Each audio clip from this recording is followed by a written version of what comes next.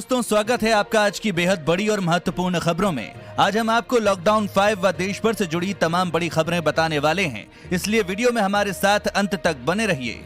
चलिए इसी के साथ बढ़ते हैं आज की हेडलाइंस की तरफ, जहां आगे आप देखेंगे पीएम मोदी ने कहा आपदाओं पर रोने वाला देश नहीं है भारत, इसे अवसर बनाएगा। आगे जानेंगे इस पूरी खबर को विस्तार से। साथ ही गरीब कल्याण रोजगार योजना के तहत 116 जिलों में मिलेगा 29 लाख लोगों को रोजगार। जानिए इससे जुड़ी सभी बड़ी बातें। जानने के लिए बने रहिए हमारे साथ वीडियो के अंत तक। इसके अलावा गलवान घाटी में हालात और हुए तनावपूर्ण, अधिक सैनिक तैनात कर रहा चीन, गाड़ियों का लगाया जमावड़ा। आगे हम आपको इस दावे की पूरी रिपोर्ट बताएंगे। साथ ही देखेंगे इस राज्य में लॉकडाउन को और सख्त करने की तैयारी, लिए जा सकते हैं कड़े फैसले। आगे जानेंगे इस पूरी खबर को। और इस राज्य में इस तारीख से खुलेंगे स्कूल, 5 चरणों में पढ़ाई शुरू करने की योजना। जानेंगे इस खबर की पूरी रिपोर्ट। साथ ही साथ मोदी सरकार की इस योजना में 42 रुपए के प्रीमियम पर पा सकते हैं पेंशन। जाने पूरी स्कीम। हर खबर को विस्तार से जानने के लिए बने रहिए हमारे साथ। लेकिन उससे पहले दोस्तों, वीडियो को लाइक जरूर करें। आपका एक लाइक करना ही हमारी मेहनत का फल होता है, तो लाइक करना बिल्कुल भी ना भूलें। बिना देरी किए लिए चलते हैं आपको आज की सबसे पहली खबर की तरफ। पीएम मोदी ने कहा आपदाओं पर रोने वाला देश नहीं है भारत, इसे अवसर बनाएगा। आपको बता दें, प्रधानमंत्री नरेंद्र मोदी ने आत्मनिर्भर भारत अभियान के तहत निजी क्षेत्र के लिए 41 कोल ब्लॉक्स की नीलामी की प्रक्रिया की शुरुआत की। इस दौरान पीएम नरेंद्र मोदी ने कहा कि भारत कोरोना से लड़ेगा भी और आगे भी बढ़ेगा। भारत इस बड़ी आपदा को अवसर में बदलेगा। इस संकट ने भारत को आत्मनिर्भर भारत होने का सबक दिया है। पीएम नरेंद्र मोदी ने कहा कि आत्मनिर्भर भारत यानी भारत आयात पर अपनी निर्भरता कम करेगा। आत्मनिर्भर भारत यानी भारत आयात पर खर्च होने वाली लाखों करोड़ों रुपए की विदेशी मुद्रा बचाएगा। आत्मनिर्भर भारत यानी भारत को आयात न करना पड़े, इसके लिए वो अपने ही देश में साधन और संसाधन विकसित करेगा। पीएम नरेंद्र मोदी ने कहा कि आज एनर्जी सेक्टर में भारत को आत्मनिर्भर बनाने के लिए एक बड़ा कदम उठाया जा रहा है। महीने भर के भीतर ही हर घोषणा, हर रिफॉर्म्स, चाहे वो कृषि सेक्टर में हो, चाहे सूक्ष्म लघु और मझोले उद्योग के सेक्टर में हो, या फिर अब कोल और खनन के सेक्टर में हो, तेजी से जमीन पर उतर रहे हैं। पीएम नरेंद्र मोदी ने कहा कि यह दिखाता है कि भारत इस आपदा को अवसर में बदलने के लिए कितना गंभीर है। आज हम सिर्फ निजी क्षेत्रों के लिए कोल ब्लॉक के नीलामी की शुरुआत नहीं कर रहे हैं, बल्कि कोल सेक्टर को दशकों के लॉकडाउन से भी बाहर निकाल रहे हैं। गरीब कल्याण रोजगार योजना के तहत 116 जिलों में मिलेगा 29 लाख लोगों को रोजगार। जानिए इससे जुड़ी सभी बड़ी बातें। दोस्तों, आपको बता दें कि कोरोना संकट काल में बड़े पैमाने पर प्रवासी मजदूरों ने घर वापसी की है। ऐसे में मजदूरों के पास रोजगार का संकट खड़ा हो गया है।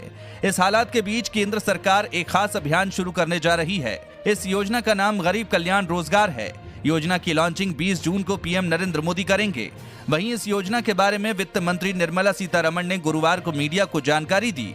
इस योजना के तहत देश के विभिन्न भागों से पलायन कर अपने अपने गांव पहुंचे प्रवासी मजदूरों को रोजगार मुहैया कराया जाएगा। इसके साथ ही साथ अभियान को देश के 6 राज्यों के 116 जिलों में शुरू किया जाएगा। 20 जून को अभियान को शुरू करने के मौके पर इन राज्यों के मुख्यमंत्री और संबद्ध मंत्रालय के मंत्री भी वीडियो कॉन्फ्रेंसिंग के जरिए जुड़ेंगे। 50,000 करोड़ रुपए की लागत से शुरू की जा रही इस योजना के तहत कामगारों को 25 प्रकार के काम दिए जाएंगे। जिन राज्यों को इस योजना से फायदा होगा उसमें बिहार, उत्तर प्रदेश, मध्य प्रदेश, राजस्थान, झारखंड और उड़ीसा शामिल हैं। इसका फायदा 25,000 प्रवासी मजदूरों को मिलने का दावा किया जा रहा है। सरकार का दावा है कि मजदूरों की स्किल मैपिंग की गई है। पीएमओ के अनुसार 125 दिनों का ये अभियान मिशन मोड में चलाया जाएगा।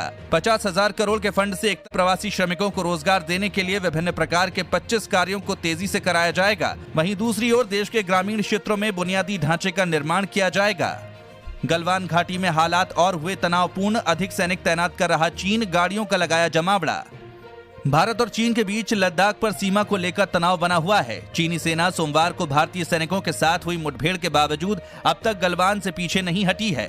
बुधवार को इसी सिलसिले में दोनों देशों के बीच मेजर जनरल स्तर की वार्ता हुई। हालांकि बातचीत बेनतीजा रही। बताया गया कि अगले कुछ दिनों में सेना अलग अलग राउंड में तनाव सुलझाने पर बात करेगी। हालांकि इस बीच एक अफसर ने दावा किया है कि चीन गलवान में सैनिकों के साथ अपनी मशीनरी और हथियार भी बढ़ा रहा है। इसके अलावा बख्तरबंद गाड़ियों का काफिला भी सीमा पर जमा हुआ है। द टेलीग्राफ अखबार ने सरकारी सूत्रों के हवाले से दावा किया है कि चीन 6 जून को हुई मेजर जनरल स्तर की वार्ता के तहत अब तक पीछे नहीं हटा है। चीनी लगातार गलवान में अपने सैनिकों की तैनाती बढ़ा रहा है। ऐसे में तनाव की स्थिति अभी बरकरार रह सकती है। बता दें कि लद्दाख सीमा पर चीन और भारतीय सेना के बीच जारी टकराव पर आर्मी ने अब तक ब्रीफिंग नहीं की है। ऐसे में लीक्स के जरिए सोमवार रात को हुई घटना पर लगातार ब्यौरे आ रहे हैं। गौरतलब है कि एक दिन पहले ही गलवान घाटी से जुड़ी कुछ सैटेलाइट तस्वीरें जारी हुई थीं। इनमें दिखाया गया था कि झड़प के बाद भी चीनी सेना 200 गाड़ियों के साथ वहीं डटी हुई है। हालांकि चीन को करारा जवाब देने के लिए भारतीय जवान भी अपनी सरजमी पर मुस्तैदी से तैनात हैं। तस्वीरों में नजर आ रहा है कि चीनी वाहन घाटी में लगातार सैन्य गतिविधियां कर रहे हैं। चीनी सैनिकों ने चोटी के 200 मीटर के पास अपना कैंप लगाया हुआ था और विवाद के बाद भी चीन यहां से हटने का नाम नहीं ले रहा है। पंजाब में लॉकडाउन को और सख्त करने की तैयारी, लिए जा सकते हैं ये कड़े फैसले। दोस्तों, आपको बताएं कि पंजाब में कोरोना वायरस के लगातार बढ़ते मामलों को देखते हुए राज्य सरकार लॉकडाउन में और पाबंदियां लगाने की तैयारी कर रही है। पंजाब में लगभग 43,000 लोग बीते एक माह के दौरान बाहरी राज्यों और विदेश से लौटे हैं। स्वास्थ्य विभाग के अधिकारियों का मानना है कि राज्य में बाहर से लौटे लोगों के कारण ही कोरोना का फैलाव तेजी से होने लगा है। इसके अलावा बाहर से आए लोगों द्वारा क्वारंटीन के उल्लंघन की घटनाएं भी बड़ी संख्या में सामने आ रही हैं। जानकारी के अनुसार केंद्रीय गृह मंत्रालय भी राज्यों से मिल रहे फीडबैक के बाद लॉकडाउन को और सख्त कर सकता है। इसके तहत केवल उन्हीं लोगों को घरों से बाहर निकलने की अनुमति मिलेगी जिनका नौकरी या कामकाज के लिए बाहर निकलना जरूरी होगा। बाजारों में भीड़ पर अंकुश लगाने के लिए परिवार के किसी एक सदस्य को ही घर से बाहर निकलने की अनुमति होगी। इसके अलावा स्कूली बच्चों और कॉलेज के विद्यार्थियों के घर से बाहर निकलने पर सख्ती से रोक लगाई जाएगी। मुख्यमंत्री अमरिंदर सिंह का कहना है कि जुर्माने के तौर पर सरकार को काफी राशि मिल रही है, लेकिन सरकार के लिए आम लोगों का जीवन ज्यादा मूल्यवान है। जानकारी के अनुसार केंद्रीय गृह मंत्रालय 1 जुलाई से लॉकडाउन के नए आदेश के तहत कई तरह के प्रतिबंध लागू करेगा। इसके बाद पंजाब सरकार नए नियमों की घोषणा कर सकती है। 30 जून से पहले निपटा लें पैसों से जुड़े ये 8 जरूरी काम, नहीं तो चुकाना होगा मोटा जुर्माना।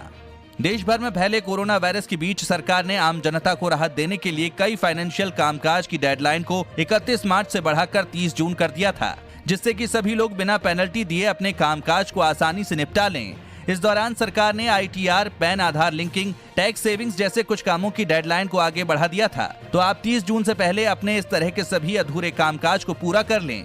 दोस्तों, अगर आपने PPF या फिर सुकन्या समृद्धि खाते में 31 मार्च 2020 तक किसी तरह की कोई न्यूनतम राशि जमा नहीं करवाई है, तो फिर ये काम 30 जून तक कर सकते हैं। सरकार ने इस काम के लिए आपको 3 महीने का समय और दिया था, तो आप इसको जल्द ही निपटा लें। न्यूनतम राशि जमा नहीं होने पर पेनल्टी लगाई जाती थी, जिसको डाक विभाग ने फिलहाल हटा लिया है। इसके अलावा आपको बता दें कि सरकार ने पैन को आधार से लिंक करने की समय सीमा को 31 मार्च से बढ़ाकर 30 जून कर दिया है।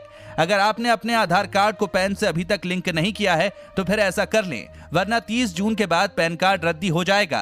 अगर आपने अब तक टैक्स बचत योजनाओं में निवेश नहीं किया है, तो आपके पास 30 जून तक मौका है। आप 30 जून तक 80C और 80D के तहत टैक्स में छूट उपलब्ध कराने वाली योजनाओं में निवेश कर सकते हैं। वित्त वर्ष 2019-20 के लिए टैक्स बचाने की कवायद को पूरा करने की अवधि भी सरकार ने 31 मार्च 2020 से बढ़ाकर 30 जून 2020 कर दी थी। दोस्तों, अगर आपने ये काम पूरे नहीं किए हैं, तो जल्द से जल्द ये काम पूरे कर लें। चीन ने शुरू किया प्रोपेगेंडा, बोला भारत को झेलना पड़ सकता है 2-3 मोर्चों पर सैन्य दबाव। सरकार के इशारों पर काम करने वाले चीन की मीडिया ने भी प्रोपेगेंडा खबरें चलानी शुरू कर दी हैं। ग्लोबल टाइम्स का कहना है कि भारत के सीमा पर इस विवाद के पीछे अमेरिका का हाथ है। भारत का इस समय चीन, पाकिस्तान और नेपाल के साथ सीमा विवाद है। अगर भारत तनाव बढ़ाता है तो वो 2 या 3 मोर्चों से सैन्य दबाव का सामना कर सकता है। ग्लोबल टाइम्स का कहना है कि एक्सपर्ट मानते हैं कि इस समय भारत का चीन, पाकिस्तान और नेपाल के साथ सीमा विवाद है। अगर भारत तनाव बढ़ाता है तो 2 या 3 मोर्चों पर सैन्य दबाव का सामना कर सकता है, इसलिए स्थिति आगे बढ़ने की संभावना नहीं है। LAC पर तनाव पर ग्लोबल टाइम्स का कहना है कि भारत के सीमा पर इस विवाद के पीछे अमेरिका का हाथ है। ग्लोबल टाइम्स ने इसके पीछे अमेरिका के उस बयान का हवाला दिया है जिसमें कहा गया है कि अमेरिका पूरे मामले में नजर बनाए रखे है। दोस्तों, आगे और भी बड़ी खबरें बाकी हैं, वीडियो में हमारे साथ बने रहिए। उससे पहले अभी तक आपने चैनल को सब्सक्राइब नहीं किया तो सब्सक्राइब करें और बेल के आइकन को जरूर दबाएं। अटल पेंशन योजना में 42 रुपए के प्रीमियम पर पा सकते हैं पेंशन, जाने पूरी स्कीम। प्रधानमंत्री नरेंद्र मोदी सरकार की अटल पेंशन योजना के तहत मामूली प्रीमियम के भुगतान पर पेंशन की व्यवस्था की गई है। 2015 में शुरू की गई ये योजना एक सामाजिक सुरक्षा योजना है। योजना 1000 रुपए से लेकर 5000 रुपए तक का पेंशन मुहैया कराने के लिए है। इस पॉलिसी की खासियत इसका कम प्रीमियम रेट है। असंगठित क्षेत्र में काम करने वाले लोग अक्सर पेंशन को लेकर चिंतित रहते हैं। 60 साल की उम्र के बाद कैसे उनका गुजारा होगा। अगर आप 18 साल के हैं तो 60 साल में 1000 रुपए मंथली पेंशन के लिए हर महीने 42 रुपए देना होगा। इसमें 1000 रुपए की न्यूनतम पेंशन है। वहीं अधिकतम पेंशन पाने के लिए आपको हर महीने 210 रुपए भरने होते हैं। अगर आप हर महीने 269 रुपए भरते हैं तो 5,000 रुपए प्रति माह की पेंशन की व्यवस्था हो जाती है। लेकिन इसके लिए ये जरूरी है कि आप 18 साल की उम्र से ही निवेश शुरू कर दें। 18 साल की उम्र से निवेश करने पर आपको कुल 42 साल पैसा भरना होगा। अगर आप 40 साल की उम्र में निवेश करना शुरू करते हैं तो 1,000 रुपए की पेंशन के लिए आपको 291 रुपए और 5,000 रुपए पेंशन के लिए 1,454 रुपए हर महीने जमा कराने होंगे। इस योजना में निवेश करने वाले व्यक्ति की मृत्यु होने पर उसकी पत्नी और पत्नी की भी मृत्यु होने की स्थिति में बच्चों को पेंशन मिलने का प्रावधान है। देश की पहली कोरोना टेस्टिंग मोबाइल लैब हुई लॉन्च। टीबी व HIV की भी हो सकेगी जांच। देश में हर दिन तेजी से आ रहे कोरोना मामलों के बीच भारत ने टेस्टिंग की क्षमता भी बढ़ा दी है। इस बीच केंद्रीय स्वास्थ्य मंत्री डॉक्टर हर्षवर्धन ने गुरुवार को देश की पहली corona testing mobile lab launch की है। यह दूर दराज के इलाकों में तैनात होगी। ये मोबाइल लैब प्रतिदिन 25 RT-PCR टेस्ट, 300 ELISA टेस्ट कर सकती है। खास बात यह है कि ये लैब टीबी और HIV की जाँच भी कर सकती है। इस लैब की लॉन्चिंग करने के बाद स्वास्थ्य मंत्री ने कहा, हमने कोविड टेस्टिंग की लड़ाई 1 फरवरी से एक लैब से शुरू की थी। आज देश भर में हमारे पास 953 लैब हैं। इन 953 में से लगभग 699 सरकारी लैब हैं। दूर दराज के क्षेत्रों में टेस्ट की सुविधाओं को सुनिश्चित करने के लिए ऐसे इनोवेशन विकसित किए गए हैं। इस तारीख से खुलेंगे स्कूल। 5 चरणों में पढ़ाई शुरू करने की योजना। देश भर में कोरोना वायरस की वजह से 3 महीने से बंद पड़े स्कूल जल्द ही दोबारा खोल दिए जाएंगे। हालांकि कोरोना वायरस के कहर के बाद स्कूलों में पढ़ाई का तरीका अब पूरी तरह से बदल जाएगा। पिछले कई दिनों से पेरेंट्स इस बात को लेकर असमंजस में थे कि स्कूल दोबारा कब खुलेंगे। मानव संसाधन विकास मंत्रालय भी इस मामले में कई बयान जारी कर चुका है। हालांकि अब महाराष्ट्र सरकार ने स्कूल दोबारा खोले जाने का फैसला कर लिया है। दरअसल महाराष्ट्र के मुख्यमंत्री उद्धव ठाकरे ने चरणबद्ध तरीके से राज्य में दोबारा स्कूल खोले जाने को लेकर हरी झंडी दे दी है। यहां तक कि इस मामले में शिक्षा मंत्री से जल्द ही गाइडलाइंस जारी करने के लिए कहा गया है। इसके साथ ही स्कूल खोले जाने का स्टैंडर्ड ऑपरेटिंग प्रोसीजर्स भी राज्य सरकार द्वारा जल्द ही बताया जाएगा। महाराष्ट्र सरकार ने स्कूल खोले जाने को लेकर 11 पेज का दस्तावेज तैयार किया है, जिसमें स्कूल खोले जाने की अनुमानित तारीखें भी हैं। क्या सरकार का इस महामारी के बढ़ते हुए कहर में ये फैसला सही है? कमेंट में अपनी राय जरूर दीजिएगा। इसी के साथ मोदी सरकार के मंत्री ने की लोगों से चीन के उत्पादों के बहिष्कार की अपील। केंद्रीय खाद्य एवं उपभोक्ता मामलों के मंत्री रामविलास पासवान ने बृहस्पतिवार को लोगों से चीन के उत्पादों का बहिष्कार करने की अपील की है।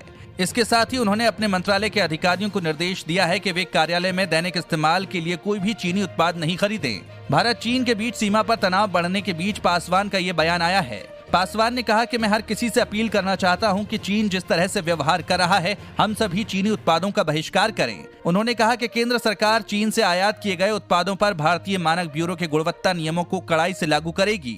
पत्रकारों से बात करते हुए उन्होंने चीन से दिए और फर्नीचर जैसे स्तरहीन उत्पादों के अवैध आयात पर चिंता व्यक्त की है। उन्होंने कहा कि BIS द्वारा निर्धारित गुणवत्ता नियमों को सरकार सख्ती से लागू करेगी। उपभोक्ता मामलों के मंत्रालय के तत्वावधान में BIS ने अब तक विभिन्न उत्पादों के लिए 25,000 से अधिक गुणवत्ता नियम तैयार किए हैं। दोस्तों, क्या आप भी चीनी उत्पादों का बहिष्कार करते हैं? कमेंट में अपनी राय जरूर बताएं।